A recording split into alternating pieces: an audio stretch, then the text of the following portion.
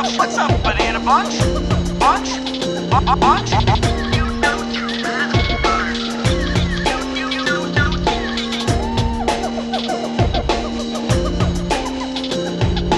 Welcome to the Jungle Jims podcast.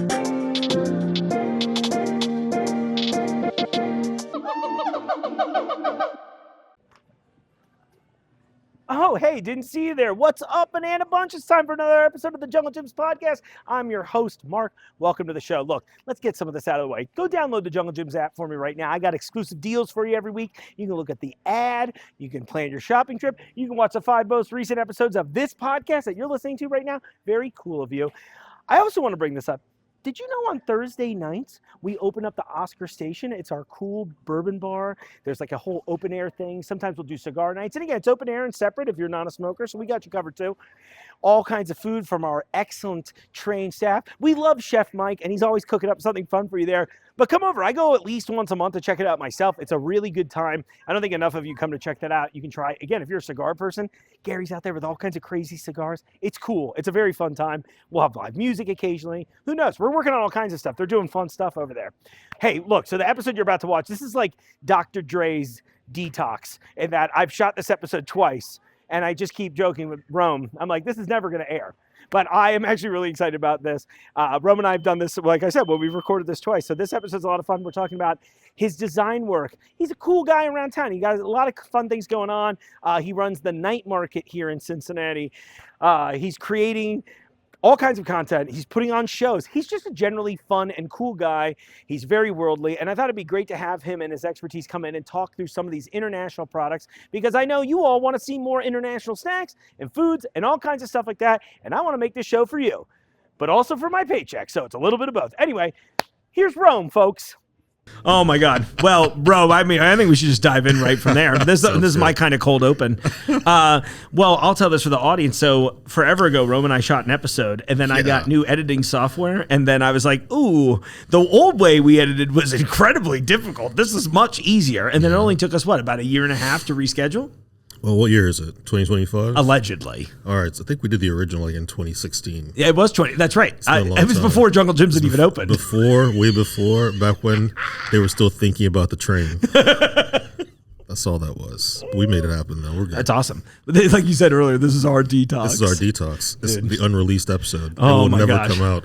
Even after today, I don't think we're actually going to release this. Oh, the whole thing is just this has you have to be my Matt Damon. I think it's Jimmy Kimmel that's always like, apologies to Matt Damon. I'm all about that. I mean, it would be, look, if I had enough of an audience truly to that they would be like, that's a very funny joke, I'd do it. But I think right now I'm in that point in my career where it just seems mean-spirited, and I don't want that. Oh, my God. No, you're good. Well, good. In I feel that like case, where you are in your career is a very good place. I feel like I'm having a good time. Don't get me wrong. We just talked about a whole bunch of like the foibles of fame. You know what I mean? Yeah, that's true.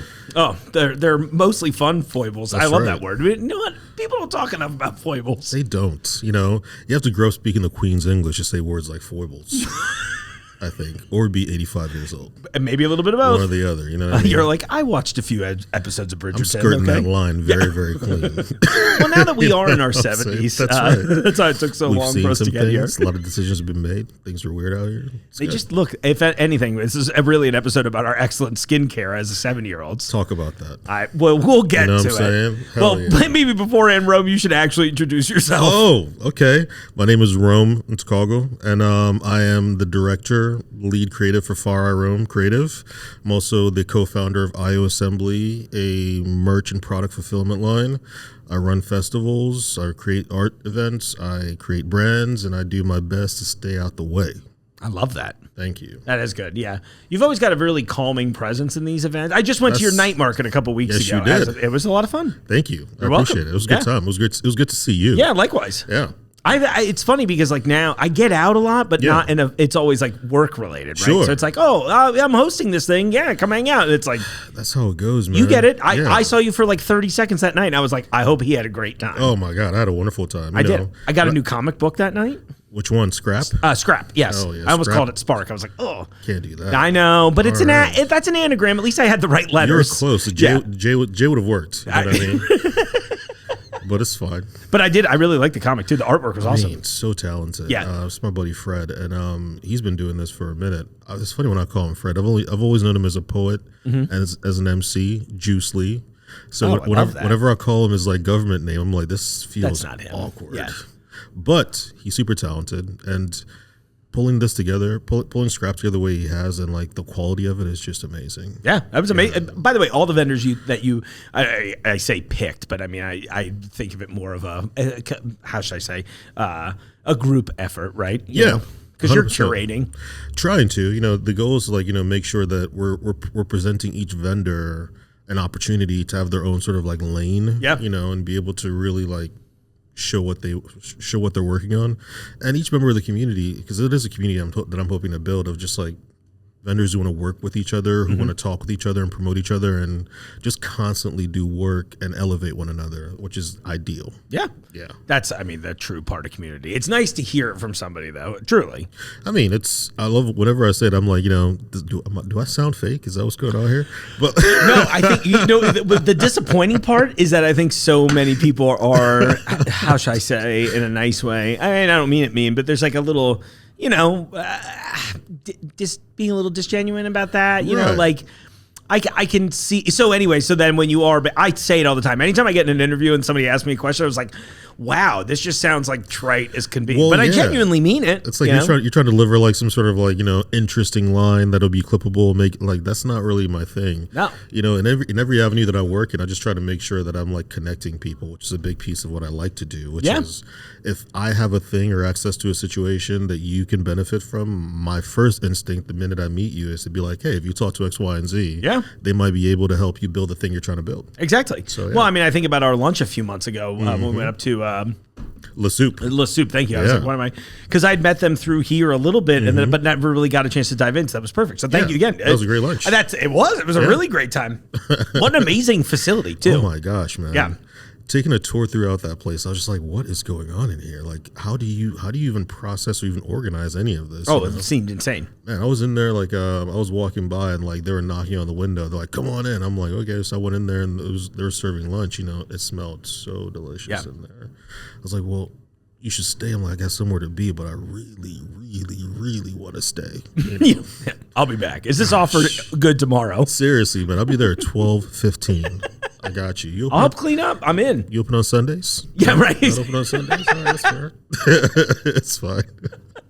I kept thinking that all the time. I'm just like, not only was it like incredibly well organized and thought out too, but it was like everybody seemed really happy too, which was so, and not in a forced or phony way that you see in so many job situations. Yeah, like they had not drank the Kool-Aid, but they're there believing what they're doing. Yeah, they're at least willing to mix a little of it. 100%. When you're eating such good food and you have the leadership that seems to care about each other that much, I think it becomes infectious across the board. Oh, absolutely. And doing work for the needy often makes the organization itself super emotionally exhausted. So it's super important that you're organized in a way that people are feeding into each other. Yeah. As opposed to just like burning themselves out. So I think Le Soup does a good job of that. I think of it, and this is probably even more on point for them, but I always think of the spoons metaphor, right? It's like you've got just so much in that, and then you need somebody to refill them. Yeah. But it was definitely one of those experiences where I was like, oh, everybody's spoons seem, even though it was clearly, we were close to the end of their day. Yeah. But it was like, okay, I could see that you've been working hard all day. But at the same time, the attitudes were so, it was refreshing. I'm that type of person myself. I don't get to be around a lot of people like that all the time. Sure. I get it. My life's fun, so it's probably a little easier for me. Right. But even when life wasn't fun, I was kind of this part of me hasn't changed too much, right? That makes sense. But I think about that. I'm just like, oh, it's really cool to be around a lot of people. These are like people pushing pallets and stuff, and I'm like, how's it going? They're like, I'm having a great day, and I was like, oh, weird. And that's not even like a power jack, dude. That's like manual. That's all you right now. What is going on? It's like your lower back has been used in this scenario. He's like, but I actually do all of my stretches and I eat a healthy diet, so my back feels great. And I was like, great. And I get to take soup home, which is amazing. No, it's a plus, man. That place is awesome. So awesome. Look, see, I knew we'd already get a little derailed off the rip. Absolutely, which is fun. Yeah. Let's just move around. Well, I know that today we're going to talk about things through your design lens and my bad design lens. But enough before you we have got. an excellent design lens, my friend. I think I'm a big picture guy. Stop it. I mean, no, I didn't mean that bad. Whatever disassembling you're about to do is unnecessary. I'm just telling you how I try to view things. I'm trying to be like, well, go ahead. I'm just trying to zoom out a little right. bit. Okay. But if you were like, can you get in there and do this? I'd be like, I'm going to call Rome. I'm like, yeah, I don't know. That's a sardine. That's also a bellows. Yeah, that didn't come. I would maybe have the concept, but That's you're like, fair. Mark, can you describe that That's further? I'm totally like, fair. no. Yeah, I have clients who are like that, though. Where they'll just break it down in that way for you. Okay, well, let me throw this out then, because we kind of touched on this a little bit out in the Yeah. store while we were talking around, because we're talking about the design and things and the way things are going. And we'll dive into that a little bit. Yeah. But to me, people are going to be mad about this take, maybe. But I'm like a words thinker, right? Again, or big picture, where I'm like, I can kind of see the overall vision. Yeah. But again, if you asked me to get close and look at it, I'd be like, I probably have some helpful thoughts, but I'm just not the guy at that level of scrutiny, right? Yeah. So for me, one of the things I've really loved about everyone's least favorite 2 letters right now, AI, is that it allows someone like me who doesn't have necessarily the visual vocabulary. Sure. I can go in there and say, hey, you and I are working on this project. I can probably type it into words in a way that I could get something, rather than waste all of your time going like, here's half of a sentence, dude, draw something. Right. And because, there is something, even if I can't necessarily, for me anyway, describe it in words, and I can go, okay, here's sort of the ballpark of what I was sort of envisioning. Right. Here's my words. And then it's like, I don't know, I would assume it might make it a little easier on a communicative side between client and user. Am I crazy for saying that, do you think? I mean, I had never considered that part of it, that particular take, because like you would think if a client can like use an AI tool, they'll just use that tool to be the thing, to be the creative aspect of what they're Which doing. sucks. Because like I don't think I've ever had a client like send me an AI configuration of the thing they're trying to talk about. Because a big part of what I end up doing in rebranding or helping like a company build a brand is it's like there's like some psychology going on. It's like you have to take into consideration sort of what their perspective is, what colors they like, what sort of placement the brand should live in, and like how they describe things, how they move, like their personality. There's like all these things you're sort of stitching together in your head, and I don't think AI would ever really be able to formulate that for me. Yeah. AI is going to be an awesome tool across the board. I think it's going That's to. the clip only I'm cutting and putting it out there. People are like, he said what? Don't be like that. I'm kidding. I won't. I'm It's so fine. sorry. I mean, there's people in my field who do feel that way, but but please expand. So yeah, you're good. I'm sorry. I just want to be funny. But one of the pieces about that, well, I mean, this is supposed to be a funny podcast, so That's true. So I got to stop being so serious. But Make it real. God damn it! All right. So what was I going to say? Oh yeah. So I think. One of the things that I think about AI is it's going to homogenize visuals so much that we're not going to be able to see what's special anymore. We're going to stop thinking and dreaming in a very special way. But I do think human beings are so naturally inclined to do that like there is going to be a ubiquitousness of like so much visuals that are just like clearly AI generated. Right. But then people are going to be looking for the free radical of human ingenuity, you know what I mean? So like I've said this before, but it's like it's like there's going to be like a push towards hyperhuman, a need to be able to see that something was done with handcrafted intention and mistakes were made here on purpose. Maybe not on purpose; they're just made because a human being did it. Right. Yeah. You know what I mean? And color choices are unique because a person had life experiences to get there. Yeah. It's sort of like what happened to our communication, like via text or email. Once autocorrect hit, people stopped thinking in a certain way, and Sure. then all of our text messages start sounding the same. Yeah. And then before you know, we're all like homogenized in our communication and culture. But then you go somewhere and you speak to people who aren't terminally online, like I imagine both of us are Sure. a little bit. And then, the way it's facts. I've got social media clients. It's like I'm online. You have to. You know what I'm saying?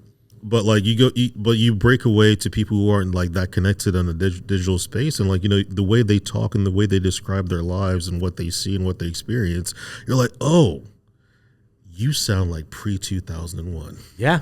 That's amazing. Yeah. I want to do more of that. You know what I'm saying? Yeah, let me into that version right. of your vernacular. You know what I mean? I'm like, I don't want to know what a meme is. Right. Right.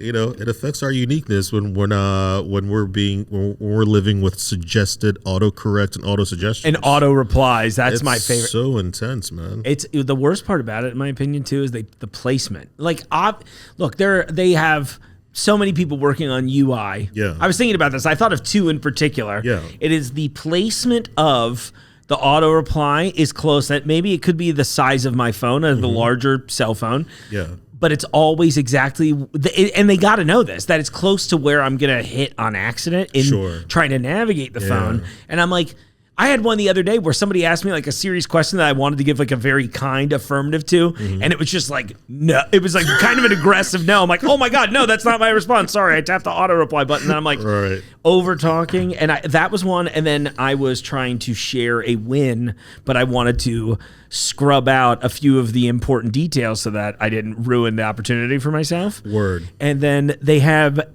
again, everybody knows how these phones work internally, but they had the UI set so that the words on the far right of the image, I couldn't even touch because that was also the slider for the thickness of the pen tool. That'll do it. And I'm like, you're telling me that you couldn't have, I know you thought about this. Yeah. You know what I mean? And I'm thinking all the time, this is how chronically online I am. Well, yeah. Where I'm like mad about, that's the thing. That's the worst part of my life. You're also an over processor, so you're just constantly like just weighing and counting everything. Yes, you can't help it. Oh, of course. I'm the same way. So I totally get it.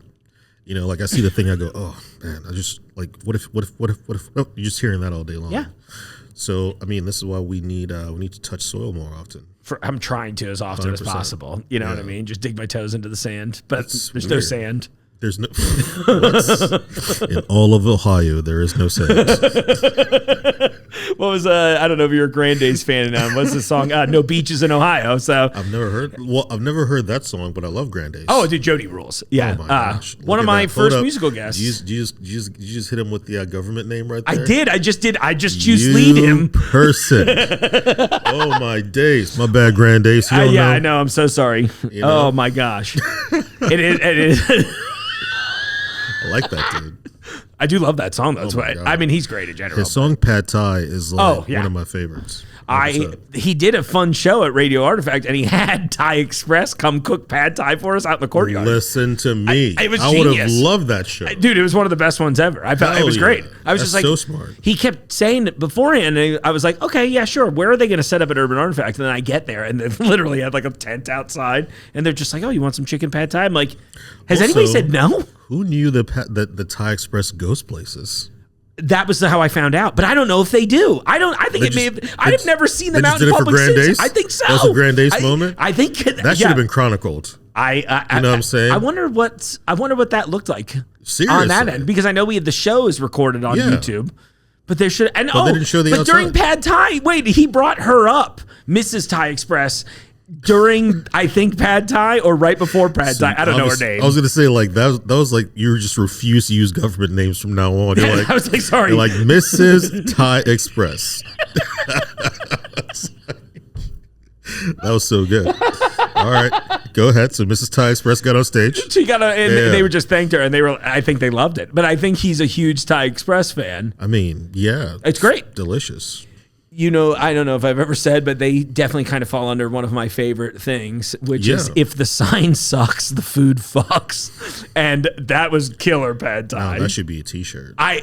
Design it. Let's put it on IO. I'm ready. If you want, that is. Well, you could put it on the Borison collection. It could be a separate website. Yeah, that could be a solo special type situation. That's fine. Well, I feel like we do need to work together more. And I remember last time we recorded, I wore the Ylang Lang, right? Is that how to pronounce it? Yes. Jacket. But I did wear it to the NiteMkt just to make sure that you knew I both had it and loved it. Oh, I know. We've exchanged enough messages about that it's like I knew you really appreciated that jacket. I get a lot of compliments. Listen, I get a lot of compliments on that jacket. So anytime I'm like, thanks, bro. That brings me a lot of joy. I mean, that's like why I do the thing that I do. It's like when I create a piece and like people buy it, I hope that when they wear it somewhere, that it creates conversation and people give you compliments, people ask you questions about it. You get to it's like a great icebreaker. Yeah. So like that's a big part of why I do IO assembly for sure. I love it. By the way, the whole whole line's great, but like that one just hit so hard for me in so many regards. It matches a lot of my wardrobe for me too, which is helpful. Oh hell yeah! Yeah, I was like, great, this worked out good. That's good because like there's another jacket coming out that I'm gonna. I got you. We'll figure it out. That'd be fun. Yeah, I'm in, dude. Yeah, we have a lot of things that we need to work on. I feel like that's what this show's really about. It's just me getting. I'm like, we had a meeting that I missed for 6 months straight. Just come on the podcast. We'll talk about it in front of a large audience. Way to do it, 100%. I'm with it. I'm just here. I'm following your lead, man. You're the pro at this. I'm just chilling. I've just been lying to everybody for 11 years. I was like, yeah, sure, I'm a professional. Oh my God, Well, I think we all know that you're a professional talking directly to camera because I'm not a professional. I often think about something you wrote about me during the pandemic. What's that? And I forget what it was, but you were like, it was a compliment. I loved it for real because you were just like, everybody's going this really awful time. And you're like, meanwhile, Mark Borson's out here like, anybody got access to some camels? I had an idea. That's really what it was like. That was like real life take. That's still me now. I know. I'm just like, look, I understand the world's on fire. I want to fix it. I don't really have the answers. It's amazing. Yeah. But in the meantime, let's just do silly stuff. It's such a joyous thing that you were bringing to the table, especially during that time. I was like, as I remember, like, just the absurdity of the requests were always like, what is he doing? Did I tell you what I wanted the chickens for? What is he building? No, when? Yeah, I think the posted question was, like, yo, does anybody know where I can use a chicken for a shoot? No, it was like, hey, does anyone know where I could get like a traveling bar and a mausoleum and also a precocious capybara? And then that sparked a conversation about, hey, I need a capybara as well. From Urban Artifact, and then they made the Cappy Scott snacks. Hand made the Cappy snacks. Listen, I was like, what is going on here? I don't want to tell you that Urban Artifact obviously owes me a few checks now. 100%. Pay the man.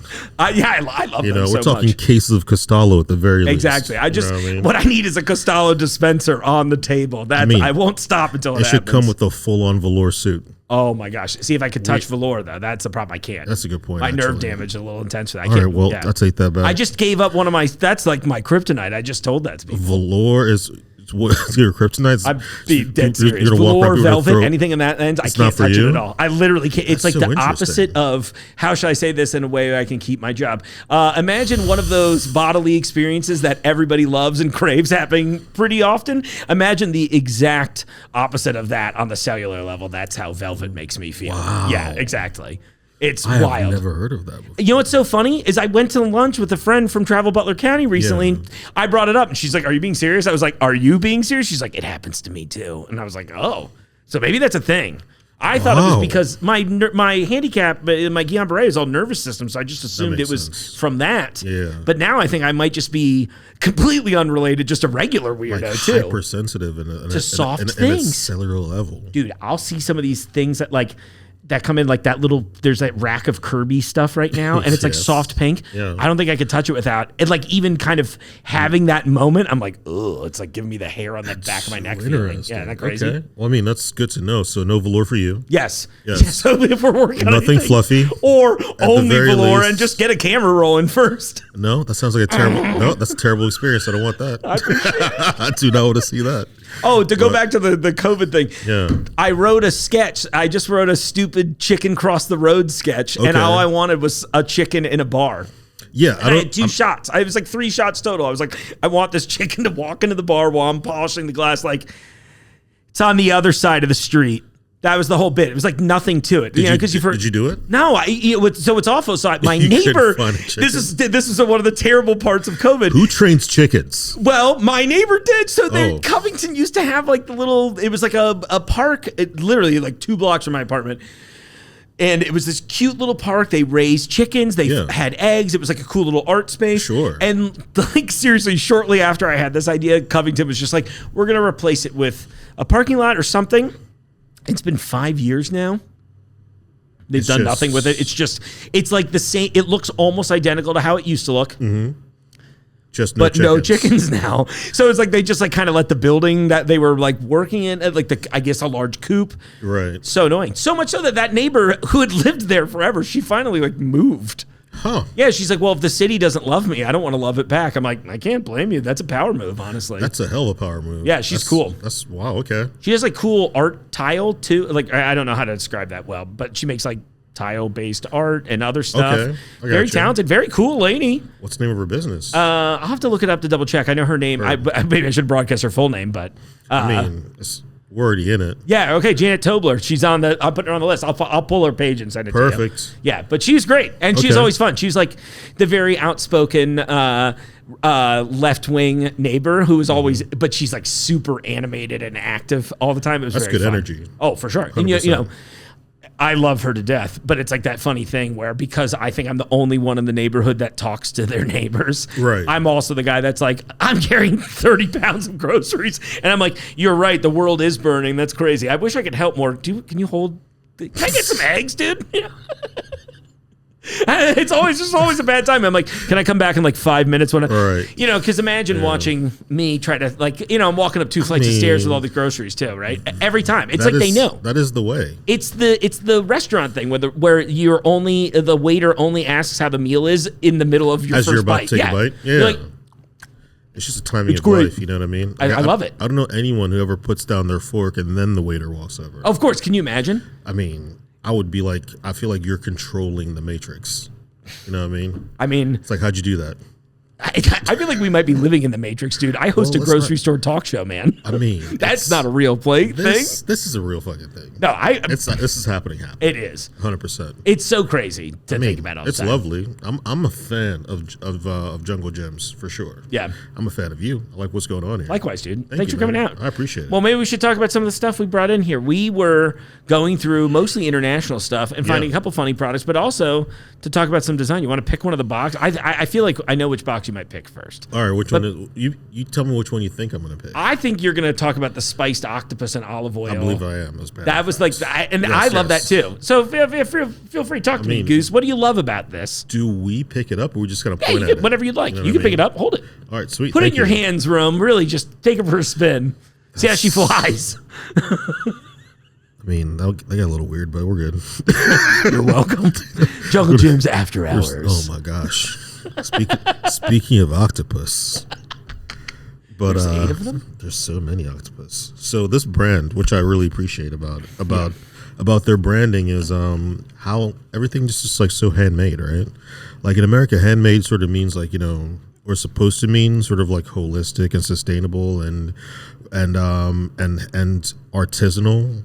But here it just feels like this is how they do it. Yeah. So like commissioning artists to create pieces that represent specifically what's in the box, and the feel of the box is like so nice. Like I saw this immediately and I was like, I don't even care what's in it. I just want to have this in my house. Yeah. Which I don't think packaging elicits that reaction as often as it used to be. No. Because it used to be like, you know, there are maybe 45 things on this aisle and each one has to be so individually beautiful and thought through that it matters how we deliver it to people. But then once we started sort of putting 185 things in an aisle, Sure. it became like, you know, who can scream the loudest? Absolutely. And a know lot of what I mean? yellow boxes now. 100%. You know what I mean? And like, you know, a lot of like competing extreme colors. But in this case, like, look at this blue. I mean, are we kidding? Yeah. It's a just beautiful blue.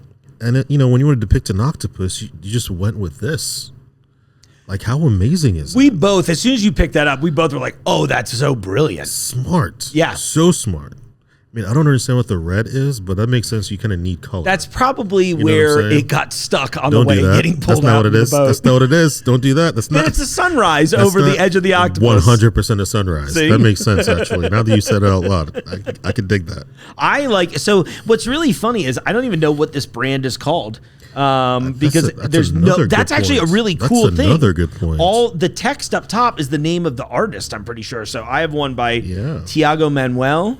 And this is Teresa Lima. And then this is, I can't actually read this. Zhao Mond.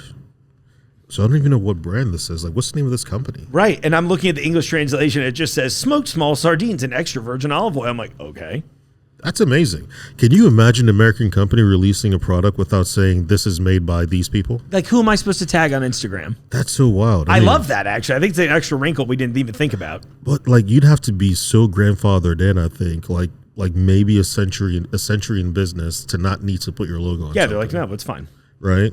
Like you can imagine, like Hershey's does not need to put Hershey on anything. No. They just sell chocolate forever. And they just sell it. Well, it's really mostly wax now, but There's no reason to say it like that. Come on, man. We are. This is being recorded. I think they're already mad at me. I did a chocolate Why are they episode. mad at you? Well, I'm kidding. They don't know who I I was am. going to say. But Maybe I did an they do. episode on. You're on a short list. I probably am. I know. There's a couple companies I'm sure that are not Fuck around happy and when go I to show up. Pennsylvania. Be like, excuse you. Off you go. I was like, I'll be in Harrisburg, no problem. Let me take the tour. I did this episode a few years back where I was comparing international and U.S. chocolate, and U.S. chocolate requires the least amount of cocoa to be Very considered true. chocolate. Same thing with cheese Yeah, when we pump them with fillers, and unfortunately, the two big ones, and honey and Nestle syrup. and Hershey, are the two doing it the most. Yeah, and that's then but I still, it's not that I don't like them. Yeah. There's a place for everybody. I mean, you really can't make a delicious. What do they call those things? The what is it called? So I was just gonna name a bunch of other shit I that wasn't. I was setting you up for that, but you just let me Pancakes. Just let me flounder. No, that's in this tub. The thing with the graham crackers. Oh, What's it called? s'mores. S'mores. There we go. So you can't really make a delicious s'mores with raw 80% chocolate. Like it's not as good. I think that'll be the third detox episode. You know? I'm bringing him like this is completely unsweetened Dutch process You're like, cocoa. are we eating this? Oh well, we Yeah. made the marshmallows ourselves, and these graham crackers are just like straight sweet free, and then we got this dark cocoa for you. No, that's not gonna work. I'll what I be mean? honest with you. Yeah. I could really think the dark cocoa with Don't the do it. sweetness of the marshmallow would It'll be- actually pretty amazing. I'm just talking shit. I've done it before. It's actually delicious. Oh, it sounds so much better. I was like- but for the sake of this episode, I was trying to shoot Before they bar me from the Hershey I was going to factory. say I was trying to shoot you some bail. You're like, no. No. I'm Not the digging milk way- chocolate. Yeah, I'm not digging out. No, I'm digging thank you. through. That's fair. That's real talk out there. That's fine. All right, so to the folks of Hershey's chocolate, we ain't got no beef. You know what I mean? I can still come and go from Pennsylvania, hopefully. Yeah. Just let you remember in. this face. Thank you very much. You never know where I'm going to do business, man. Can't be out here that's a good getting point. barred from states. I can't do that. That's not That's going to true. work. Well, You know what I mean, of all the states, Pennsylvania is probably an okay one to skip. Let's not do that. No. See, I've driven through it so many times. Put the once we shovel moved down. Here, right? Put the shovel the down. shovel down. Sorry. Oh my days! All right, we're good. I'm digging my own grave. No. You may be digging. I gotta. You know what? Let's just stop with the digging metaphors. No more digging. Yeah. That's fine. That's fine.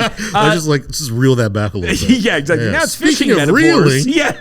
all right, there we go. Speaking of reeling for real, this one I liked this one in the lineup because when we saw this, we did have our moment about AI out on the floor, and I liked this one because this is one I want to describe to AI to see if we could even get close. But this is I'd be curious about that. what if a bellows, like well, you're listening to audio version probably, so you know what a bellows is. I can't describe it.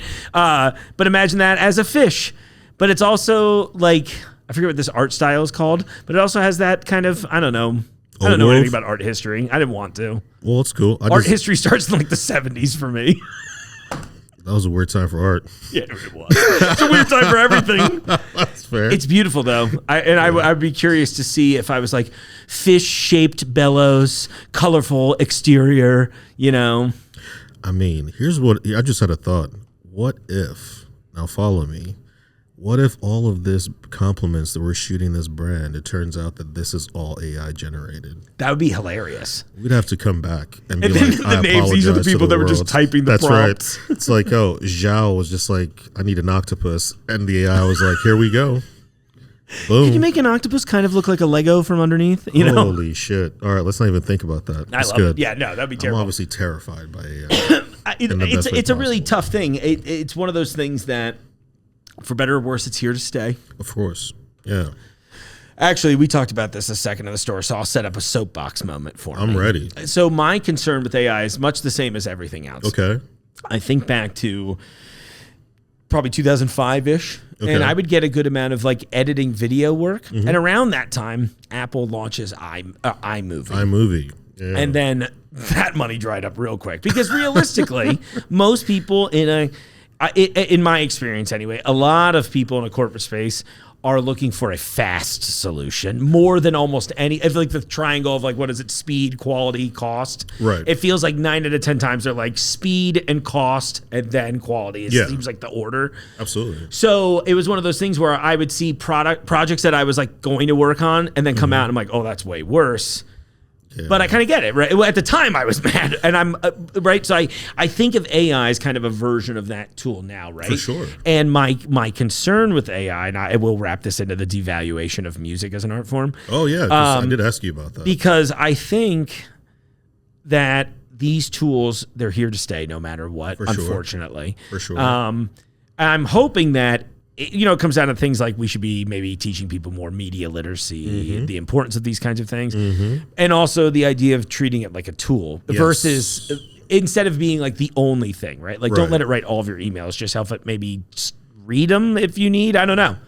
I am just trying to think of what people use like ChatGPT for. So anyway, I'm thinking about all these things because what it bothers me for, and my concern for designers, creators, anything, is that we will devalue the art form much the way we've done to music. Yeah. And so we were talking in the store, you heard, I think it was Alanis Morissette playing. We had a good playlist happening, Classic Friday at Jungle Gyms. And you were like, wow, they don't really make music like this. What do you think it is? Do you think it's the time? And I was like, no, I think it's that, well, yes, it is the time a little bit, but it's more that, and I've seen this over the last decade plus with the advent of things like streaming media, like your Spotify. Sure. It's taken music from being this thing that you would physically engage with, right? Yeah. Like I'd buy a CD, or I'm kind of glad vinyl's coming back because again, you're buying this physical piece of art. Yeah. You engage with it. When I go put a record on, I'm like listening to that, and that's the thing I'm doing. Yeah. And I worry that all the young people I know do not treat music like that way. No. They kind of just like, yeah, whatever. Here's a playlist. Put it in the background and put it at like 25%. And then we're just going to kind of like let it happen. And that's cool if that's how you want to do it. But now look at what's happening to musicians. They are only really able to make money through like merch sales. Sure. If you're lucky, tours are getting so expensive. I mean, there's so many things that are just squeezing the artists so that these people now, they can't make money. I had some friends touring from Australia who are coming to the States again this summer. Yeah. And I was talking to one of the guitarists, and we're sitting there having this beer, and he's just like, yeah, we kind of had to give up the rock star dream at a certain point because it's just not really a thing anymore. Feasible anymore. No, it's you either already are a legacy act, or you're somebody that's still trying to break through. And now there's so many. There's so many avenues to find new music, which is great, right? It's even the playing field in some really good ways. Well, it's created more accessibility. Yeah. It's kind of lowered the barrier of entry. Which is awesome. But I agree with you though. It's like even the way the sonics are constructed are no longer sort of like life-changing melodies, right? No. And everything's happening so quickly, and here's the thing that's always interesting to me. I feel like ownership changes the vector of the relationship you have to the thing. Oh, well said. So, like, it's just like when everything is just like passively being consumed, you have no personal connection to what you're doing, to what you're listening to, and what you're relating to. So ultimately, like for you, it's just a thing that's just ubiquitously there, right? But doesn't necessarily speak to a time or to a moment, or will you hear the song 45 years from now and go, man, this thing was like the thing. Like, do you remember Pink Pony Club? Right? Some will. Some will, But that's a great point. Yeah, but it's like, but there's music that was made in the 50s and 60s and 70s that literally could be played 100 years from now, and someone goes, there was a lot of intention put into creating that. Yeah. And you can sense it. Oh, you know yeah. what I mean? It's like, it's an intangible piece.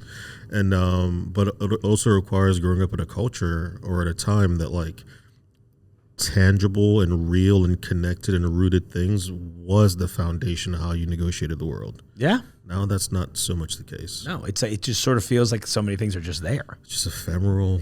Yeah. And like, whatever. Like barely connected. You're just like, well, shoot. So now we're getting even more further removed from the foundation of arts, and now like it's just everything just feels fractured and disconnected in a way that there's going to be an opposite reaction. Because I feel like human beings in general, just like we just require a certain level of realness. That if everything is artificial, there's going to be a voice just peeking through, going, "All right, this is what now sounds like." Right. There has to always be someone defining what the generation is doing, and doing it in a way that's rooted in the past as well. It's like they build a connective tissue. Each decade has groups of people who do that. You know what I mean? And it's like, I don't know if you can ever sort of take that out of our experience. Hopefully not. And I'm hoping that it's one of those things with us being so buried in the phones. I sometimes worry that like, is it because culture's getting kind of homogenized now, right? 100%. And I see a lot of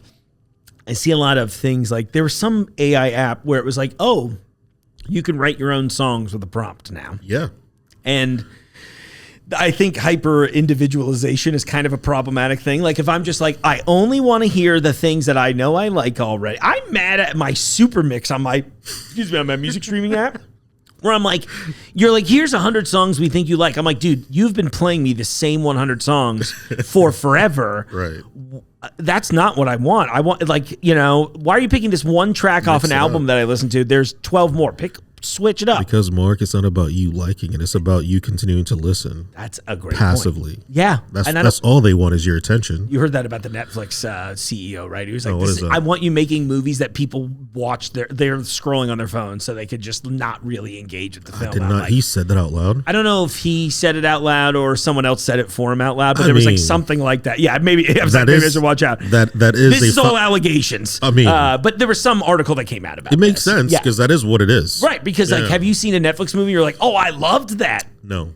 Some series, but even those are kind of gone by the wayside. Well, a lot of what's coming out right now is reflective of sort of like, you know, our attention deficit culture. You know what I mean, it's like, you know, do people still remember like scheduled TV or like appointment television is what they called it, right? It's like, you know, you have to be home at a Friday at 7 p.m. to see the show. Yeah. And that way you could talk about it on Monday. Because if you didn't see it on Friday, you didn't get to see it for like 2 or 3 weeks until reruns came. Yeah. And that spoke to a certain level of like, you know, you're consuming something with intention. You know what I mean? And I think that affected a whole generation of people in a very interesting way. It's really been interesting to see that argument come up in the modern. Are we getting too deep here? No, I think this is perfect. Right. If anything, this is what the show should always be. I'm like, yeah, we sell a lot of cool stuff here. It's fine. How much do people want to hear me chew mayonnaise chips? Perfect. You know? We're going to get to that because that is a wild flavor. Yeah. Right. So we saw that was so ridiculous. Full support. I love that so much. One of the thoughts I had too about the timing and the generations amongst all these other things. First off, consuming with intention. That's so beautifully put. That should be another. That'll be another shirt. Another one of our shirts. Yeah, I think so. Consume with intention. I think it's actually a thing. Again, I have a lot of young people in my life. This is going. I'm always a little. Yeah. I'm always a little like this with them, where I was like, "We're listening to this album. Maybe shut the fuck up." Like, you know. All right. You know what I mean? I'm like, "Do you want to engage with the art or not?" Like, well, I just want to hear someone yell those words. Come over. Do you want to come over? Do you want to find someone that? Jesus. Brother, we just chilling, man. Are we? I am telling myself I'm creating a foundation for creatives in the future by being a jerk about it now. Like, I mean, you're not wrong. Well, you know, ask somebody their favorite lyric from a recent song, and I don't think they can tell you. Lyrics? Are we supposed to remember those? Exactly. What is that about? You know, what's the vibe like? Right, exactly. You know? I'm like, oh, I hate that song. I mean, I get it a little bit. Don't get me wrong, but I'm like, yeah, you know, this song has aura. Song. Yeah, right. You're like, oh God, I don't want to have an aura. You know, the only thing. I was just trying to get to the sentence. Time no longer exists the way we used to see it in a sense of art. Time now is a palette with which we paint, right? Because like, what does realistically, what does post 9/11 American culture really look like besides just a greatest hits of everything that came before that a little bit? That's terrifying. It is terrifying to think about. Look, I was always a big rock and roll fan, and I joke all the time that there's like these 2 shitty albums in like 2002 that everyone has just been making for 23 years now. Where are the 2 albums? One, I don't know the album names, but there's this band called Cold. I don't like them. I remember Cold. But they had they have this kind of thing, and I'm like, oh, if I turned on WBN right now, I'd be like, this sounds like that Cold album from 2002. Dude. You know? I'll have to think. Okay. I'll put in a link after this. I'll put a link in the show notes to one of the songs. Now you're feeding. Like my brain is like, it's like tangent. Like, okay, wait a minute. I mean, that does seem like there's like a departure from a timeline. You know what I mean? Yeah. Like, how insane is that? Yeah, it is. And also, funny story or funny bit of information is like, the first time they turned on the Hadron Collider was like right around that time too. Oh, wouldn't that be crazy? I mean, look, I believe in all that. I believe in some weird shit. I'm in. It's just, but you're not wrong. It's like, when was the last like truly original take that you heard in music? They're just like, okay, this is new. This is going to be foundational for the next 35 to 50 years. Right. And then like there'll be offshoots. I mean, like in hip hop, you'd say like someone like Lil Wayne had like a really good foundational effect on who came after. Yeah. But then the people who are coming after, who's trying to become them? I don't see a lot of that going on. I see this a lot in all aspects of music now, where we started seeing something. I remember I got to interview this band Greta Van Fleet a couple years back, right before they like got famous. Great like band the week. Name. Yeah, I agree. SEO perfect. Band name. I think they are like, look, they were very nice guys. I don't dislike their music, but I refer to them as algorithm rock. Sounds like you dislike their music. It's not my favorite thing, you right? Seem a little judgmental. I am judgmental. I meant, the reason I do this. Like, the arts. Is this art, or is this just like weird video game music you're playing here? Well, and that's kind of where I was going with this a little bit, which is that like when I first heard them, I was just like, I've listened to a lot of Led Zeppelin. I don't know this song. And then I'm like, oh, because it's not Led Zeppelin. Well, but I swear that they very smartly, because I feel like they're probably on that tail end of bands still making money in like 2016, 17. But it was a very smart business move, in my opinion, which is that I bet they showed up on a lot of classic rock playlists. And 100%. I bet the same moment that happened to me happened to a lot of people that listened to that. They were like, who's this? Oh, it's this whole new band. I mean, they're all very talented musicians. They looked good. The brand was presented so immaculately. They had distressed tees before distressed tees were a thing. Exactly. Come on. And I listen, like I said, you want it? We are out here, man. They were crushing it. They were. They probably still are, realistic. Nah, maybe. But I bring it up because I think that's been a movement. Like what I'm seeing now when I take my big picture look at like what are the mid 2000s look like? I can't really. I can think of some things. And again, this is not like one of those. I'm an old man. I love new music. There's so much great stuff out there still. You know, art wise, I feel like it was like there wasn't like it didn't feel like high functioning or high thinking or high concept art. Yeah. Back then it was like, how can we take real life and turn that into a fantasy, right? Yeah. So because that's when reality TV really blew up, and everything was sort of like, well, we're shooting you with a camcorder, show you that we're real. You know what I mean? This is not a fantasy, even though in the credits it says written by John Davis. Yeah, exactly. You're like, wait, what is this? Yeah, exactly. So live action Garfield. I feel like right. So like I feel like there was not a lot of room for like creative experimentation, or at least people weren't putting money and attention behind it. Yeah. And I think that's just kind of like continued along the way. Occasionally you'll see these little blips of people who are like, really creating stuff that's like, wow, this is amazing. But I hope to keep encouraging it. Well, I feel like it's just gonna happen. Yeah. Like friends of mine have, like, in the creative space, have said that like I'm maybe a little bit too optimistic, or like I believe in humanity a little too much, and then I go, well, it's depressing that you don't. I'm right with you, dude. But I also understand like the fear that's taken hold in so many industries is sort of like, well, people don't seem to want to pay for the thing that I spent time putting together. I agree with that too. And then you go, well, yeah, but still put it together. Yeah. You know what I mean? And they're like, well, we can't live that way. And I'm like, I totally respect it. For sure. But there will always be someone who's willing to sacrifice, or not willing, who's just like, I just want to make the thing. Yeah. You know what I mean? And they're just going to make it, and they're going to find their market, and then ears are the eyes that are into what they're creating, and then hopefully that creates a foundation or a jumping off point for the next person 10 years from now who discovers that somewhere. Right. Now, in a culture that's sort of steadily going towards rent and subscription as opposed to ownership culture, it's going to be harder to do that. That's for sure. But something has to be the thing that engenders a need to just to dig in and consume something in its entirety and really appreciate what it's all about and keep coming back to it and sparking conversation around it and wanting to share it with people again. You know what I mean? Yeah. Like I share song links with people, but like most of those songs are like songs that are just old. Yeah. No, I get it though. You know what I'm saying? It's like yo, this really broke through. This is amazing. You know? Yeah. My buddy Danny and I, like, we just, Danny with For Lang Tang, the Lang Tang group. Is that his government name or does he have a fun name too? He doesn't have a fun name. I think he just goes by Danny. So I didn't say his last name because I'm not a weirdo.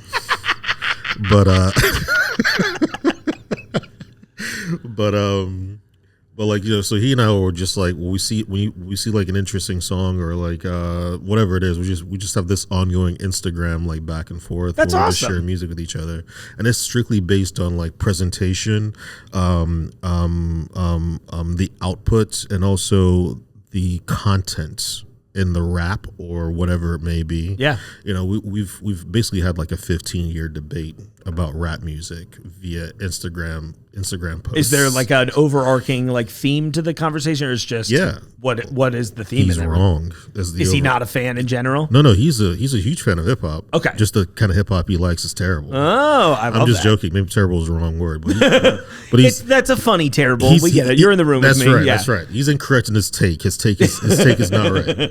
That actually feels worse. So we just I tell him all the time.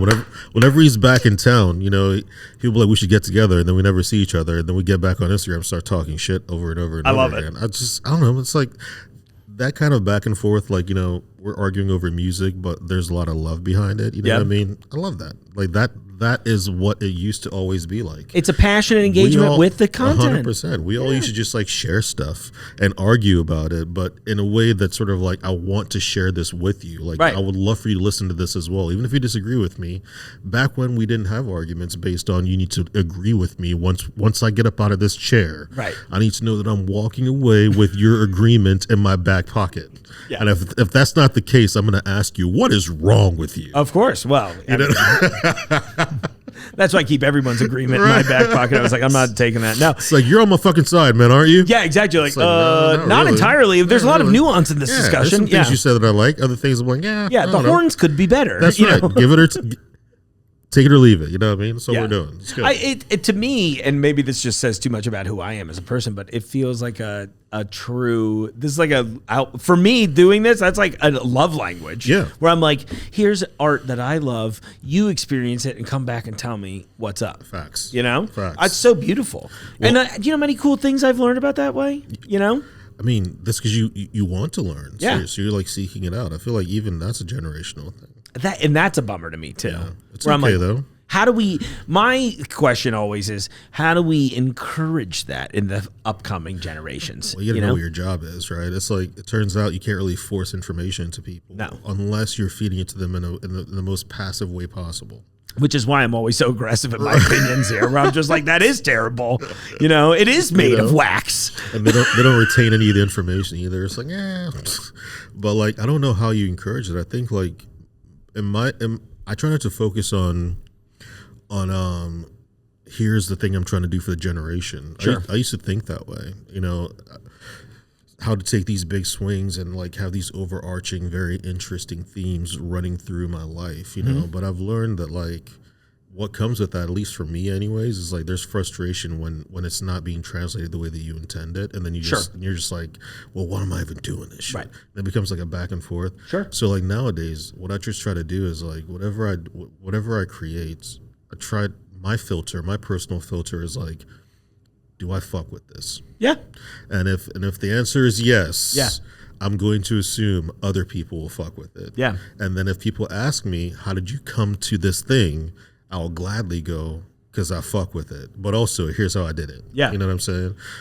So like I've always given, do you want the long or the short? That's right. It's like short version, I think is dope. Yeah.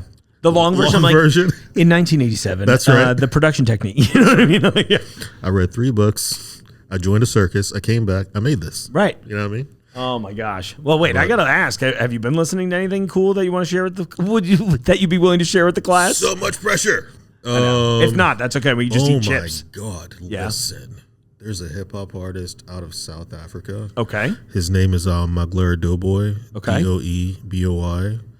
He's just the choices in his videos, like the color grading, the outfit choices, the depth of his voice, his combination of Afrikaans and English. Oh, cool. And his also native ethnic tongue. I don't know which one it is, and I don't want to misrepresent it, but I think it's Zulu, but I could be wrong. Cool. But then filter that through a love for American culture, but specifically like Italian American culture, like mafia movies. Okay. And then Chicano culture. Whoa. So he has like these interesting references. That's super cool. That when you hear him rap, you're like, these don't connect in my head. Yeah. But the way you said it, I want to be your friend. But dude's out here building You bridges. know what I'm saying? He's crushing it, man. It's That's like, cool. So Maglera Doughboy is someone I've shared with so many people, especially like he has all these like little shorts on TikTok and Instagram where he's dressed in a suit and tie. Everything is black and white. And he's just sitting amongst people, just delivering these lines and saying things like, you know, I'm not going to do it. I'm not going to recreate these tones. I can't do it. Oh, well, that sounds like a negative mentality. You know, that's just me being honest. I know myself. I appreciate it. You know what I mean? Yeah. I left my rap career a long time ago. Did you have a rap career? Yeah, it was more of a reggae career. I was in a reggae band for a few years. Oh, cool. And I released a couple of solo albums, but whatever. Oh, my gosh. Well, now we're going to find them. No. The episode after this They is are just off the internet, 100%. Yeah. They don't exist anywhere. Trust me. A friend of mine sent me a picture of an album cover recently. He goes, "You remember this?" I'm like, "Holy shit, I've not seen that album cover in a very long time." Oh, he's like, "I still got one." I go, "All right, that sounds good. Don't tell anyone about it. Please don't put do it on not the internet. do not let the people know this thing happened." You know, oh, that's funny. I've learned to be creative in other ways. That's cool. I love making music, but Same. but yes, South African hip hop. Yes, sorry. There's so many people like Nasty C is also weird name, but like love it though. But he's such a wonderful artist. Who else is there? So Nasty C. God, I feel like I wasn't prepared to list everyone. Oh no, it's okay. You don't have to keep going. I'm okay. like, if I've made you uncomfortable by the pushing. Oh no, I always, this is just how I get on the Instagram. Send me a DM with albums. That's where I'm at, dude. I mean, I just love sharing stuff. So it's Me too. So it's like I just get overwhelmed with like lists of people in my head that I want to talk to you about. Right. But like we can't do this for 4.5 hours. We could, dude. I am but grocery who's store going Joe to listen Rogan. to this? You know what I'm saying? I mean, I don't know who's listening to any of the things I'm doing. Sure. I know how many times my shit's not getting shared. I have the analytics. Oh my god, that's so funny. But yes, Maglera Doughboy. Find that dude. Okay, I will. That sounds awesome. Oh my god. There's a song he featured in, which is like how I discovered him, but I only heard his verse in the song. And the way that verse starts off, man. God damn it. Really? It is so good. That's awesome. It's on this other rapper from South Africa. His name is Pretty Ugly. Again, perfect. These are weird rap names. I love it. You know what I mean? Like, and it speaks to that culture. Like, because it's not American. It's like their interpolation of what American hip hop is. You know what I mean? And it's just like it's beautiful just to see how it exists and the sonics that they choose to rap over. It's amazing. That's really cool. It brings cool. me a lot of joy. Yeah, see, sure. I had like a short period where I was going to try and learn more international music, and I just got lost in it a little bit and never dove deep enough. I'll share some stuff with Please, you, dude. I love it. I love hip hop, dude. Like, I'm 100% on board for this. My God. Like, I'm listening to like electro dance from all over the world. You know what I mean? Yeah. It's like, it's interesting to like hear music. I always say like the sonics of an area sounds like its geography. Right? I could see that. Yeah. You know, and everyone I've said this to is like, I don't know what the hell that means, Rome. I'm like, well, think about it. You know, it's like when you hear lots of air and lots of space and like, you know, lots of wind traveling through something, even the vocals carry an echo and they're stretched specifically, you will think of a specific part of the world. Yeah. Boom bap rap comes out of New York. Why? Right. Because of the way it's constructed. And that's that's how the city sounds already. That's right. Yeah, you like live and experience those Yeah. things, and as an artist, I would 100%. assume, at least if you're a good one, that should be coming back out of your pores. You know would what I think mean? so. You would think so. Well, you'd like to Yeah. think at least, right? Yeah. You know, because You know. some people are just in it for the money, and that's okay too. Yeah. You know.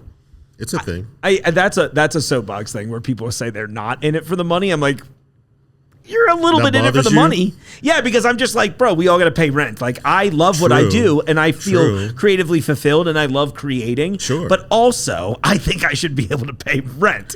Do you know what I mean? Well, So when I think that's a grounding thing that people do. It's like you need to say that in order to remind yourself that you're trying to be there for the art. that's a good And perspective. it may not necessarily be like they're trying to be like, I'm such an artiste. It just always feels like it comes off that way. Well, we just talked about trying to be genuine while sounding disingenuous. You know what I mean? So yeah, maybe they just could. So- maybe for me personally, I'm just like I You're need like- I need a little disclaimer You're like, here. you're a Like, liar, bro. Yeah, and You they're know, like, maybe start the sentence off with like, well, I'm not trying to be disingenuous. exactly. There, and that's You know what I mean? Right. Yeah. We gotta That's why I'm always preface- hating we gotta myself preface. the most. Wait, okay. what does that mean? Where'd that come from? That's well because I'd be the first. These critiques I have of the world are Yeah. because I critique myself this That's way fair. first. That's Do you know what I totally mean? fair. I get I'm like, that. okay, I get it. Yeah. You know, I had to fill out some form recently, and they were like, they didn't know I'd been working as an actor for a long time, and I was like, yeah, because think of all the actors you know in your life, right? How many of them work, right? They just, and by the way, there's nothing wrong with being a hobbyist. It's not Yeah. about that, but like. Because, well, especially now in the modern age, because the playing field is leveled so much in so many regards, it's, I'm always afraid of it coming off as like an ego thing, but it is that thing also where I'm like, you know, there's a difference between like I want to act or do these things Yeah. and like I'm in something, right? And so Fair. it's not to say that I'm discounting that at all. I'm trying to think of how to dig myself out of this. No, one. you're doing great. Thank you. Yeah. Because I don't mean anything negative by it, but I like don't think the so. line has been blurred so much between professionals and hobbyists that for me, I know the stigma attached to the things I do, dude. Like, you know, right? Like, because like if I say the word picture an artist, a picture popped in your head Yeah. and I don't think they're paying rent. And Oh, well, I'm that's fair. exaggerating because That's it's fair. funny. But Yeah. but so then when I do the same thing, right? Like, because I would always run into other filmmakers and actors, and I'm like, "What have you done?" And then they'd be like, "Nothing really." Right. And that's okay. Like, you got to start somewhere. Sure. But as somebody that was trying to be like, "Hi, I'd like to present myself in a professional manner about this. Here are some of the things I've done." It's a hard thing, right? I saw Yeah. it with auditions even over post COVID, where it was Yeah. like. A lot of the barrier was just like going to the audition in person. Right. And then now we just do them in our living room, you know, on a webcam. Is that how that works? Mostly. Like Interesting. almost all of them are shot separately now. And then I'm just submitting a video I edited. I'm curious. Like, does that probably creates like better auditions? I would say yes and no. Okay. Because a few things happened. Were we talking about how? No, who was I talking about earlier with about where they were like, never mind, I'm an idiot. It was Some other definitely Nigerian person. It was. It's so crazy. Was it Solomon? It was a Nigerian prince. He emailed me. He said something about money and. You know, the I see spam where- emails. I see where this is Sorry. going. I see where this is going. It's Oh, fine. okay. No, actually, what's even funnier was like the whitest dude I could think of was actually who I was having the conversation with. So That's totally fair. It was very fair. Said his last name.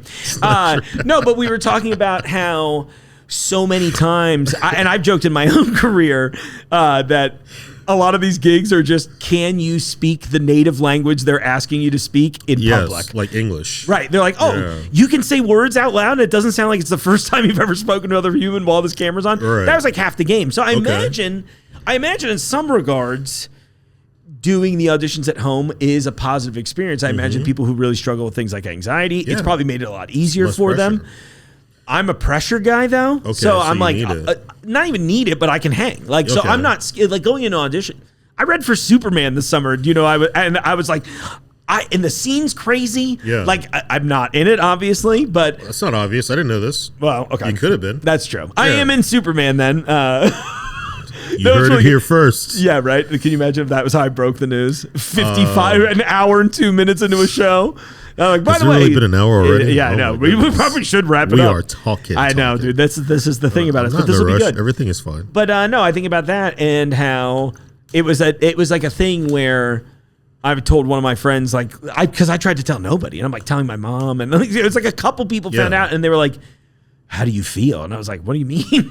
Like, I didn't even know how to answer the question. I was like, "What question are you even asking?" They're like, "Isn't this nerve wracking? Doesn't this get you like worried?" I'm like, "Well, here's how I see it right now. I'm not in Superman. I'm going to shoot a video. I'm still not in Superman, but I could be in Superman if they like the video." So that's great attitude. Yeah, I think it's Yeah. a way we have to be. Yeah. Like, I'm competitive a little bit. Yeah. But like not so much that like, if I don't get the call, ruin my life. I mean, by the way, it was a very Mark Borison piece too. It was literally me being mean to Superman. I was like, oh my God, please let me do this in all of these movies. How crazy would that have been? I imagine anytime I get a call back on a big movie like that, it's because someone more famous than me is up for the part I'm up for. That makes sense. And they're literally like, this guy's going to do it at SAG scale wages. You want 10 grand a day. Right. And then they just do it until they break and go, fine, I'll do it for scale. Yeah. And then I'm not in the movie. So I can't wait to see right. if this scene is in the movie. It's going to be a guy that you might not know his name, but you're like, damn, that dude's been in like 12 shows and he always has this, you know what I mean? It's the Geico guy. You're like, oh my God, it's Jonah Hill again. It's always Jonah Hill. I mean, how crazy would that have been, by the way, being in Superman? That would have been a moment, you know? Because they were shooting it here like, too. It's great. When I see your commercials, I'm like randomly on like TV, or like on my screen. I'm like, this is so weird. It's so weird. It's fun. It's fun being there. Like in the best way possible. I'm like, what the hell? Dude, I was at a show at Riverbend last summer. They ran one of them on like the TVs between the sets, and I was like, I can't believe it. It's like, that's so odd. Yeah, I'm in there in my cast and crutch. By the way, like some in like the handicap seating and like a couple people are like, oh my God, that's you, and I'm like, yeah, dude, I'm the head of the handicap seating at this whatever 70s rock band I'm going to see right now. Oh my God. The jazz fusion artists don't care as much when I go to those shows. They're a little less commercial. Jazz fusion artists don't care about anything more than the jazz fusion that they Honestly, make. can you blame them? I mean, it's a full-time concentration situation. You know what I mean? I get it. Just like listening to the show has been for the audience. Yes, things are happening. We dove deep. I think we should actually try the. Should eat some food. I'm opening these aioli chips. I'll let you try first. Chewing on camera, but we're gonna try. What does it smell like? So does it smell like? It doesn't smell like much. It doesn't smell like mayo. I don't know if I've smelled enough mayonnaise. Show them the bag. So you know what I mean? I don't think I've been like the mayonnaise. So this is a French trip called Brett's. Okay. When we saw this in the store, we're like, aioli chips. They're Brett's Chips. It's a family business created in 1995 in the center of Brittany in France. Mm-hmm. Yeah, that's about it. There's a lot of detail. Yeah. They talk about actively, daily trying to improve their carbon footprint. I mean, that's cool. We don't know what that means anymore. The game has been changed. No, because everything is kind of like all the corporate stuff. Again, it's all about like blurring the lines. Yeah. Try an aioli chip, Rome. Thank you very much. Oh, sorry. I didn't mean to. I always forget how short my arms are until I reach across the table. You're good. I don't know what to expect. See what I mean? Not really a particular smell. It also doesn't smell like an American chip. No. Wonder what it's fried in. Let me see. Is it seed oil? Yeah, seed oils only. Sunflower oil. That'll do it. It's different. So, ingredients: potatoes, sunflower oil, salt, garlic powder, natural flavoring, and then it just has milk in parentheses. Natural flavoring makes me very, very nervous. That always makes me nervous. Actually, that's delicious. That's approachable. That's very approachable. Mm-hmm. That's an aioli I would have again and again. I'm pretty sure there's no aioli in there. Yeah, me too. That's probably what the milk is. It's like a mouthfeel. Yeah, right. They're like, we just have to put a little bit of dairy in here for the Americans. Pretty decent. Yeah. You're doing a good job chewing on camera. Thank you. Yeah. This is my Jungle Jim's ASMR show. Listen, folks. How's you your got day? an hour and 6 minutes before I start shopping. We out here talking. All right. So we chose that bag because we were just like, aioli. What is this? All right. But I think the other bag you picked was way more fun. Yeah. So, I mean, you're gonna choose the bag? I'll let you take it and tell me why you liked it. I'm not good at this. All right. It's okay. So, the one thing I really appreciate about this bag, it says Sal de Ibiza chips, is the color for the bag of chips. It's like something you would not see in American culture. Yeah. It's just like this very soft, would you say seafoam? I'm a little colorblind, but like that was my first thought. And I'm like, if I'm wrong, I'm happy to be publicly wrong. But just seafoam. It just says chips on it. Yeah. Which I really enjoy the minimalist nature of it all, and like this is what you'd consider like a popping color, but like it's also subtle at the same time. So I just really appreciated that, especially juxtaposed with the other chip. I was thinking too. I really like on this bag even just the use of color in general because you've got like the goldish font, right? And it's all, the only part that seems funny out of place is like the stamp branding for the flavor salt and itself. vinegar? Yeah. Well, yeah. That text part is the only part that doesn't seem to make sense. I would say the grapes don't make any sense, even though it's salt and vinegar. Right. Yeah, exactly. I was like, why are there grapes Grapes here? on this. Like, that's a grape chips. There's one, we carry this brand called Torres here, and they're from Spain. Yeah. I should mention, I think these are the tinned fish was from Portugal. Yeah. And that, I'm assuming, well, Ibiza's in Spain, right? So I bet that's from Spain too. But Yeah. The other brand, they have a few different flavors. One of them's fried egg. And it's wild because Does it it tastes taste like fried egg? Exactly. Like imagine when you get like the little white crispy edges on the outside, it tastes like just like that. That makes me uncomfortable. And you know what'll make you don't more want a bag of uncomfortable? 0% egg in the dish. Of course. So there's no egg in the bag. I'm like, I don't know how you did this. Well, we're in America, so I feel Right. like we've eaten quite a few things that pretend to be food. For sure. Yeah. Which is why I was so surprised to see the Spanish doing it. Yeah. You know what I mean? It was only a matter of time. Right. You know? I think they fry theirs in olive oil too, though, which is kind of luxurious. Very nice. Yeah, it's like you know what I mean? crispy and soft, just like me.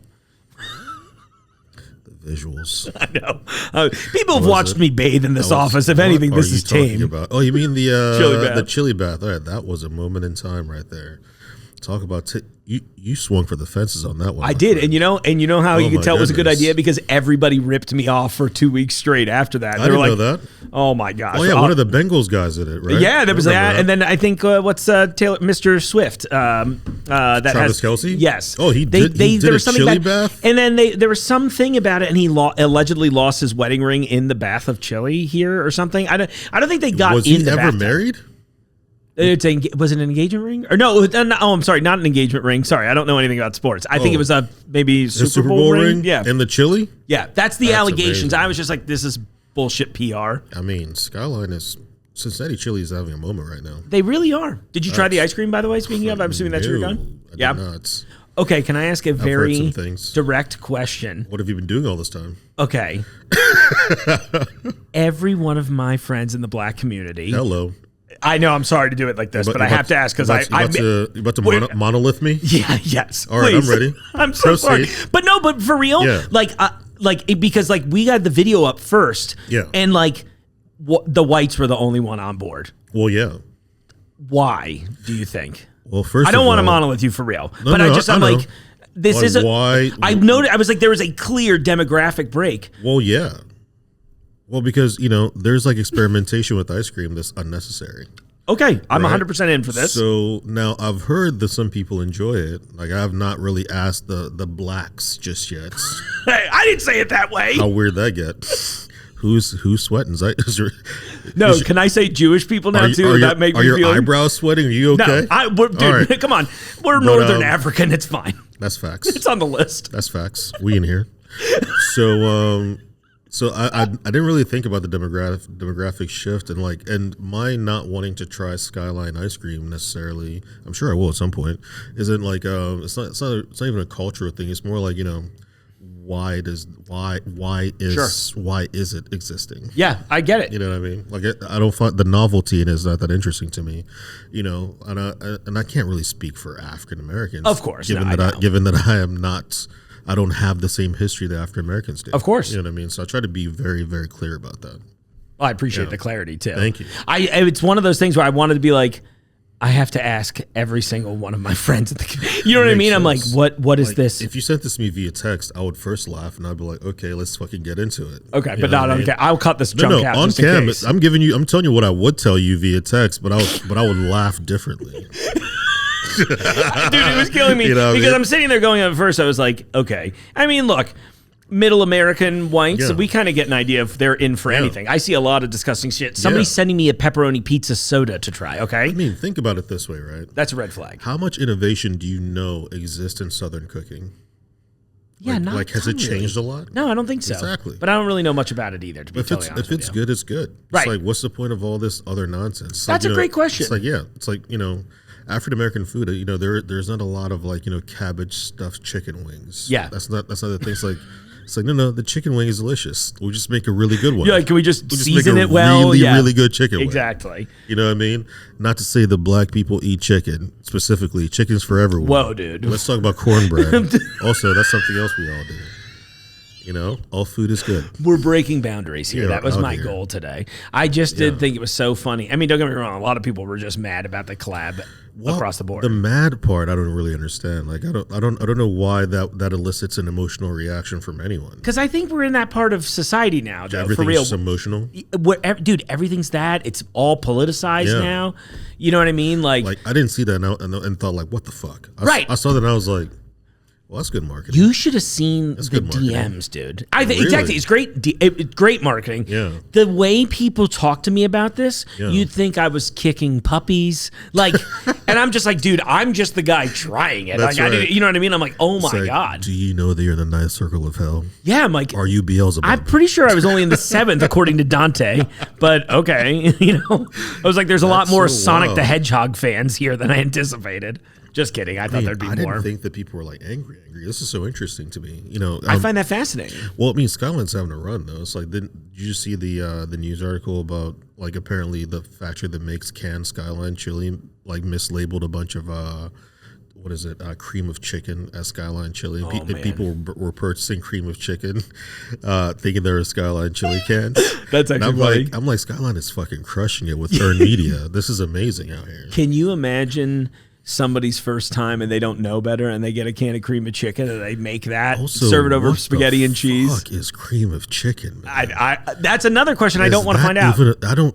What is going on with that? I can't tell if it's having a little bit of internationality in my family's upbringing that has made me a little more suspect of a lot of like American staple foods because because everybody was not eating those growing up. So I'm like, oh, and People were not eating them. well, right. I mean, It's like, this is not. I won't call them this people is anymore. not us food. You know what I'm saying? I mean, that's, Like, what is going on? You know? the long and short of it is the ice cream was great. Well, is it good? I All legitimately. right, that's good to know. You know, I see what you mean. Like, I'll try it with you, but like, you know, I wouldn't like if I wouldn't go out of my way to buy go it, buy a pint. What just was to so know. crazy is we bought so much of it here, like an absurd amount of it here, Did and it it sell sold out? so quickly that it didn't even like the stores that we bought because normally, depending on where the buyer's located, Sure. they'll usually go in either Eastgate or Fairfield, and then we'll send some over to the other store. Well, the novelty of it is big. People are really into that. I mean, we're in the Midwest, so it's like, What other novelties do we? no, I wasn't going to say that. It's look at you with your Midwest hate. That's I'm not from here. I never here. You know what it is, Neither dude? am I, but I love this place. See, I But- have that thing where I never felt like I still until here even outside of like the Jungle family, Yeah. I don't really feel a part of the culture. That's and I surprising. feel like I try to be a part of it. Well, from my perspective, you're definitely a part of it. I really appreciate that. Maybe it's just different from my perspective, right? Yeah. Because I think I have big goals, big desires. I expect a lot from myself. Yeah. And so it's one of those things. But I've never really felt like a part of. I mean, like when I got here, it was like I went to a school where everybody was like, "Oh yeah, this is my great grandparents' house, and we live there, and then my parents live there, and then when they're gone, I'm gonna live there, and then my kids are gonna live there." And I'm just like, Which is wonderful. if that's your thing, I'm 100% It on should board. be everyone's thing. You'd like to think, right? Yeah. I think I might just be too nomadic for the Midwest at times because, like, Okay. I just want to see a lot of stuff. You're like Jack Reacher. You're like one of the people who walks away from the fire. I would probably I would run in once, and I'm like, wait, did I get a good load the first time? It's like, we're good. Yes. So long as nobody has pictures of me leaving without right. carrying a body, That's right. that's the problem, There's right? a campfire. Some people will sit around the campfire. I'm one of those who walks away from the campfire. I am. Yeah, exactly. Yeah, I get that. Well, it's like I always wanted to be a road musician. For like that was like, that touring around, it makes a lot of sense to me. This is so interesting. I didn't consider that for you. Not gonna lie. I could live out of a suitcase. For real. Yeah. I really think I could. And like people are like, "Oh, you'd hate that." I'm like, "No." Yeah. I sometimes understand the isolation of being in a hotel by yourself, right? Because I'll go on these like shoots and be out of It's town a for a little couple weird, days. yeah. When you're by yourself and you don't know anybody in the city, sure. But I'd say for the most part, I'm like, oh, there's so many good things that can happen throughout a day. You know how many cool museums there are in literally every city, and they're different than the ones that we have here? Very true. I can go meet different artists. I can go find different music. I can do all kinds of things. I mean, I feel like I have this conversation often with with Cincinnatians or Ohioans. Really, Mm-hmm. I feel like when you're from outside of Ohio, you appreciate what's in Ohio. Mm-hmm. But when you grow up in Ohio, your dream is, you assume, and in some cases you're right, that like more opportunities everywhere else but Yeah. here. So you're just like plotting to leave all Right. the time.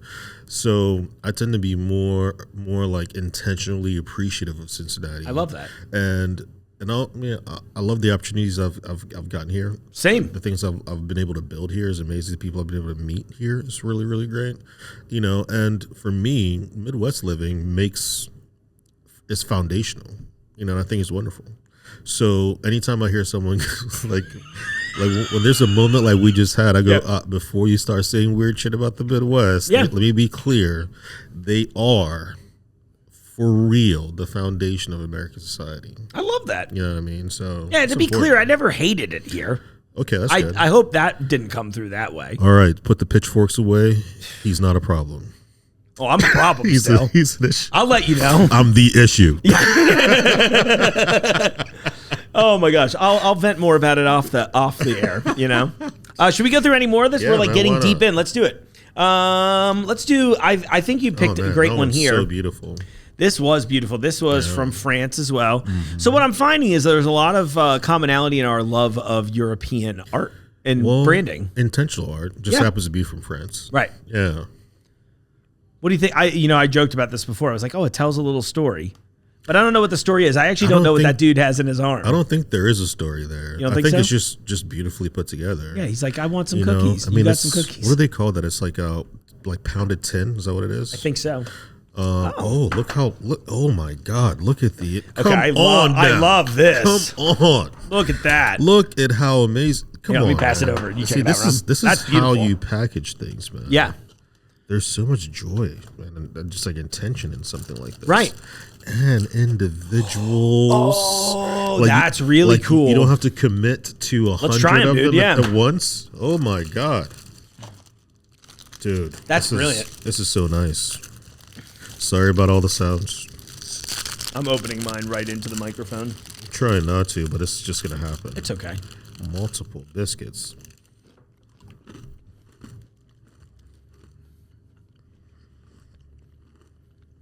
Good wheat base flavor. A light little bit of butter and maybe honey. I bet is a sweetener. Is it honey? find out. Just it feels like it's like burnt butter. Yeah. Funny Brown enough, literally ingredients: wheat flour, churned butter, sugar, eggs, and orange tree honey. These are good. Wow. That's delicious. I love eating non-U.S. treats like this because, It reminds you of what the world tastes like. well, we were kind of talking about it, and I was almost like waiting here. I'll bust into this as our final item here. I'll talk about the bottle, but there's so much. Well, we were talking about how I was like, I bet you don't like soda. Please drink it with me. But I was just like, oh, it's a sweet pear. I think it's to me, it feels like such an American product in so many regards because it is like often hyper sweet. And then I'll try the international versions of things that I love. And I'm like, Thank you. oh, wow, way less sugar, way less sweetness. We tried one the other day that was I think it was from Mexico, but it was the way my friend described it was he was like, it's a calm cream soda. I was like, oh, I love that. And then I tried it. I was like, I know exactly what you mean. There's like a subtlety here that does not exist in American, That's interesting. like bright neon orange liquid, Right. you know? I mean, that is a thing though. It's like I've often been curious about why American culture presents itself in that way. Yeah. And I think this is just me positing it, right? This is just a guess, but it's such a young culture that there's just not enough roots. You know, Yeah. like it's still trying to figure out what it is. Right.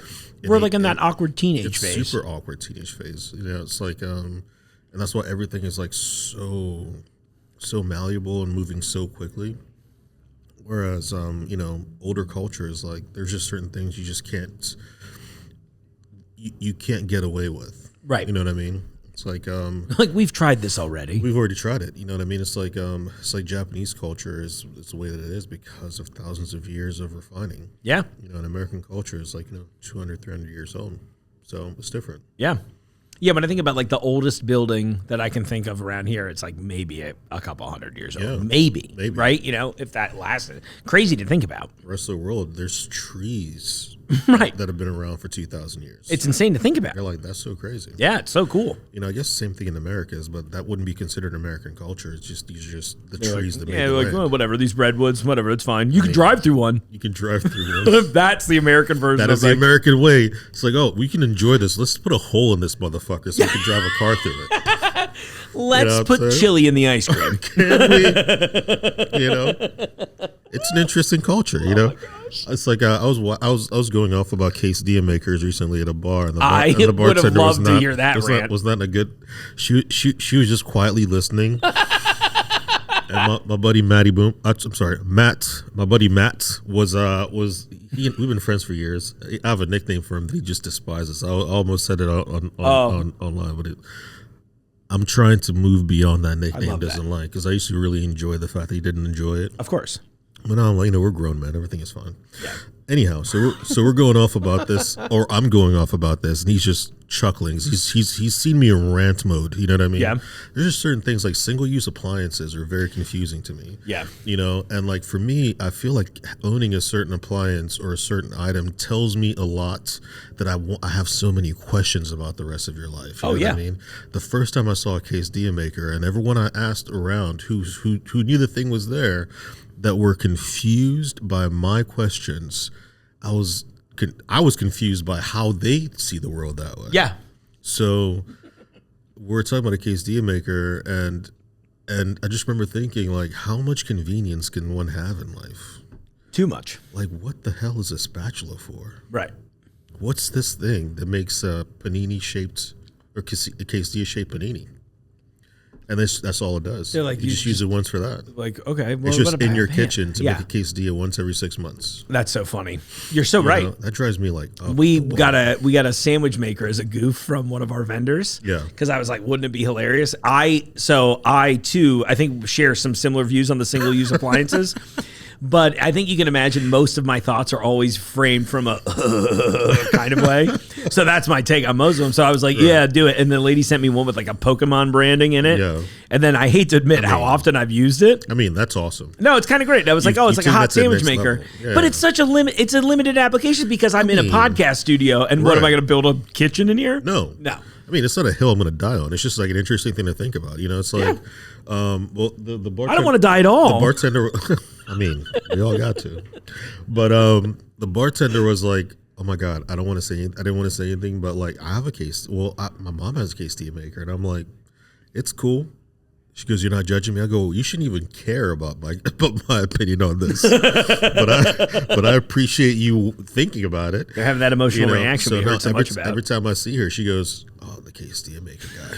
I'm like, okay, I don't want to be that guy. Well, sometimes you have to be that guy. It's like, do I have to reciprocate now? Like, you're the quesadilla maker person? Yeah. You know what I'm saying? Yeah. I can't do that to you. The QMP. What the hell, You know? man? Quesadilla makers, I could talk for hours about the implications of a quesadilla maker. I think that should be our follow-up episode. I think we should wrap this up so people will actually watch our show. Totally fair. So this is one of the only ones I really dove into. I just like this branding because I thought it was I love the country club thing, and I don't know if country clubs are solely American in their naming. So like that was something, and my first thought was like, do they have country clubs in other places? I would imagine. I would imagine too, but I was like, I don't know. I've never heard it, in any of the media I've ever taken in from all over the world. I've never heard it mentioned except for on like pretty much like American culture, stuff. right? I got you. Yeah. But I love that. I like how simple this is. This does break my comment I made to you earlier about how much I hate multiple typefaces, but I think they're all close enough. Okay. Yeah. I think, because you've got one serif font and then everything else is pretty much standard, like block text, sans serif. Totally fair. I'm cool with that. I like the little blood drop guy, even though I don't quite understand. Yeah, that's like the Kool-Aid man, but like the Spanish version. Yeah. And I just don't really know what's going on. But anyway, I just thought it was kind of nice. It was really simple and clean. You get the white label. And I don't know what meringue tastes like as a soda. That was sort of our motivation. Like, Yeah. It smells like bubble gum to me. Yes. Hopefully it's good.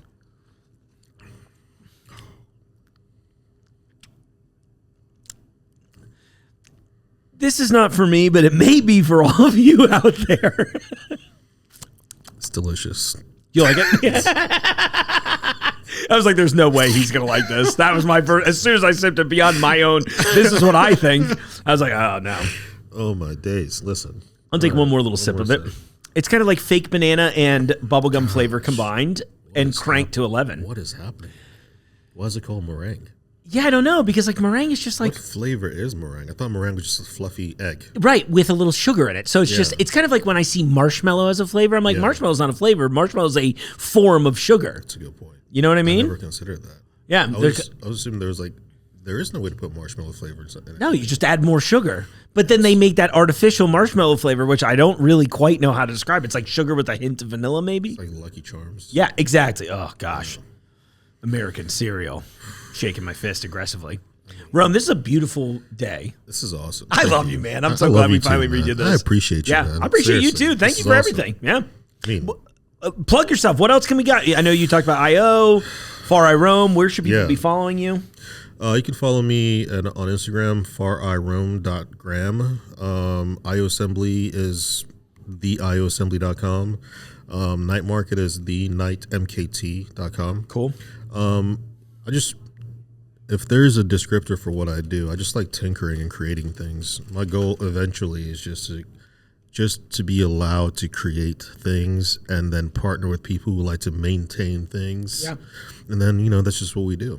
I come up with stuff. I work hard to bring it to life, and it serves people in some way. But the baseline of IO Assembly is our love for Ohio-centric art and artists and idioms and quotes and stories and people, and then parse through all sorts of different art forms. That's beautiful. Thank you. Yeah, it's awesome. You do great stuff. Thanks, man. I love your work. Your events have been fun. I appreciate that. Yeah. This hat is an IO hat. That's such a good one, too. The 7 Hills, 7 Up. That's brilliant. That was like Lucky's first comment when he saw you, and he was like, oh, my God. That's what I want. It's like, when you wear one of these, like, you're going to have a lot of conversations. Yeah. Which is the point. Connect people. For sure. Give people reason to talk. Now, if you're a very shy person, you can still buy our stuff. Just be prepared. Yeah. Hey, think of it this way. It's a good opportunity to flex some skills that you may not feel are your strongest suit. That's right. Let them talk to you and just nod. Everything will be fine. And say thank you. That's it. That's my move. As a introvert that pretends to be an extrovert on a regular basis, I understand not wanting attention all the time. Sure. Yeah. But sometimes you got to take it. I get it. It's part of the job. You got to be out here. You got to stand in front of the thing. That's just what it is. Yep. Yeah. It's amazing. Dude, thank you so much for doing this. No, thank you for coming back. Thanks for after all of the time and I just keep laughing about it. I'm like, I'm going to start working on it. And I would start cutting through it. I'm like, dude, I'm never doing this. I was like, is it going to happen? You're like, no. I was like, probably not, dude. Honestly, we should just redo it. It's so much better the other way. I started my own podcast before we recorded this. Well, at this point, I got to do it again. I'm like, listen, what are you doing in 27? It's like, I got you. Yeah. Oh my gosh. That's good. So good. Thanks so much, Mark. My pleasure. Thank you for coming back in. And on that, I'll give my little closer. Thank you all so much for tuning into the show. Thanks for listening. If you're only listening to the audio version, please join us on YouTube. You can see all the beautiful art we talked about today. You can see our handsome faces. That's what the internet was made for. People say cat videos. They were wrong. Shit. I mean, I'm just telling them now. All right, that's fair. As a tastemaker.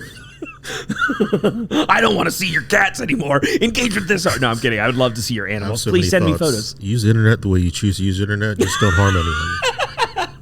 It's less funny when I'm nice. You know what I mean? That's like fair. Yeah, because I think I'm actually sweet and. Well, you're one of the nicest people ever. Which is a problem too. Why is that a problem again?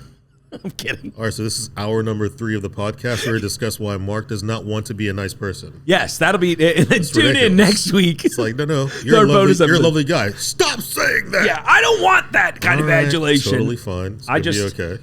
I think it's, I don't know. Well, we'll talk about it for another hour if we do this. All right, on that note, everyone, I love you all so much. Thanks for supporting the show. Thanks for watching in.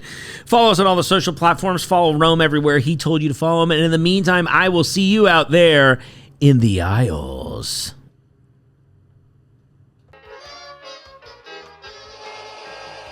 The Jungle Gyms podcast is recorded in the WJJI studio inside Jungle Gyms International Market in Fairfield, Ohio. The Jungle Gyms podcast is produced and hosted by Mark Borison.